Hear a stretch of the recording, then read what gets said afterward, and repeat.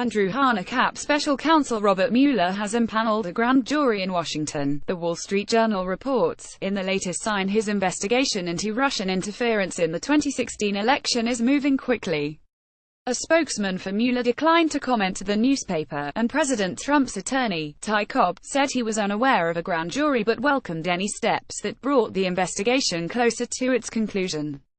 That's somewhat different than Trump's previous statements. The president has called the investigation the single greatest witch hunt in American political history. Reuters confirmed the Journal report of the Washington grand jury, and also reported that grand jury subpoenas had been issued in relation to a July 2016 meeting at Trump Tower in which Donald Trump Jr., the president's son-in-law Jared Kushner, and then campaign chair Paul Manafort met with a woman they were told was a Russian government lawyer offering damaging information about Hillary Clinton.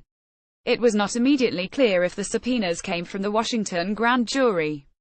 Separately, CNN reported that Mueller's probe has now expanded well past the 2016 election.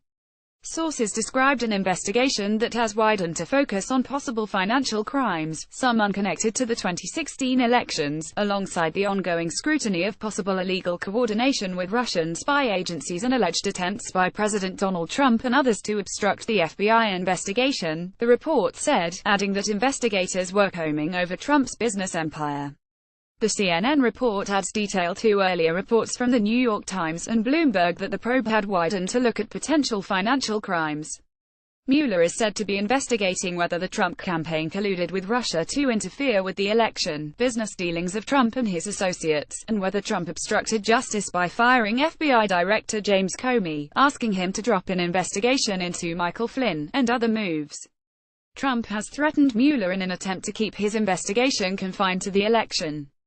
He suggested in an interview with the New York Times that he might fire Mueller if the probe moved beyond Russian interference. However, Mueller's commission gives him broad latitude to pursue whatever crimes he comes across.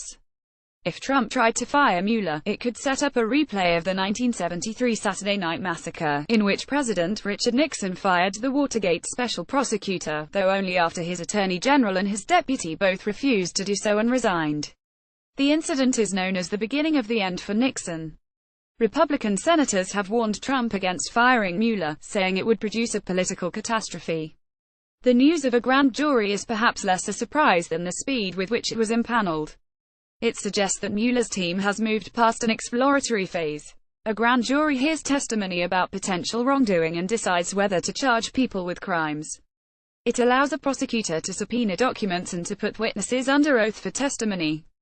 Mueller has also rapidly expanded his team, hiring a slew of high-profile lawyers, including several with experience in money laundering, organized crime, bribery, and witness flipping. He recently added Greg Andres, a partner in a prominent white-shoe New York firm, to his group. While Mueller's team has largely avoided leaks, it's believed that his work will stretch well into 2018 if not later. But a grand jury meeting in Washington would add to the carnival atmosphere that already prevails around this White House. Proceeding would attract stakeouts as the press try to determine who was testifying, as happened during the investigation into who in the Bush administration leaked the name of CIA official Valerie Plame. Nearly 20 years ago, in August 1998, Bill Clinton became the first and only sitting president to testify before a grand jury. He was ultimately impeached for lying to that grand jury. The veteran investigative journalist Murray Waas reported on Thursday at Vox that several top FBI officials were told they might be called to testify about potential obstruction of justice by the president, including acting director Andrew McCabe. Two senior federal law enforcement officials have told me that the new revelations illustrate why they believe the potential case against Trump is stronger than outsiders have thought, Waas wrote.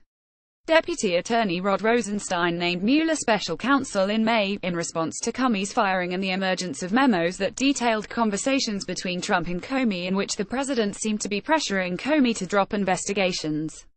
Trump also told NBC News' Lester Holt that he fired Comey over the Russia investigation. Rosenstein is acting Attorney General for matters related to Russia because Attorney General Jeff Sessions recused himself after admitting he had not disclosed contacts with Russian officials to the Senate, and because the collusion allegations concern the Trump campaign, of which he was a part. Sessions' recusal has become a point of friction between the president and attorney general, with Trump publicly criticizing him on several recent occasions, and saying he wished he had not nominated him.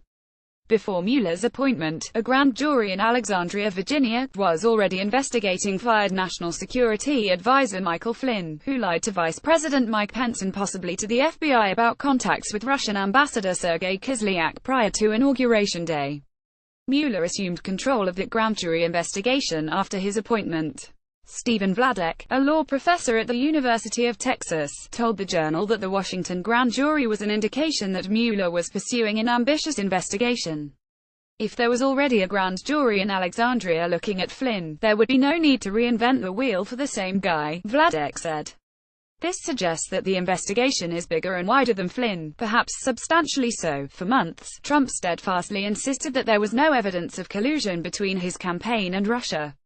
There were, however, unreported contacts between Russian officials and Sessions, Kushner, and Flynn. Inquiries into contacts with Russian intelligence by Trump staffer Carter Page, an investigation Manafort's finances and possible money laundering, and several other threads.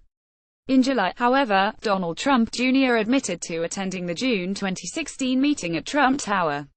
Emails showed that Trump Jr. believed that Natalia Veselnitskaya, whom he met, was Russian government lawyer bearing damaging information about Hillary Clinton.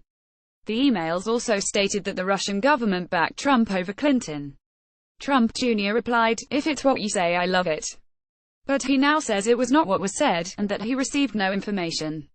Trump Jr. initially offered misleading and incomplete reports about the meeting before New York Times reporting drove him to release the emails. Since then, Trump has adopted a new line of argument, which is that if the meeting constituted collusion, it was not illegal, and that anyone would have done so. So far, this defense has been offered only in the court of public opinion. Mueller's grand jury may offer Trump or some of his aides and family members the chance to make it in a court of law as well.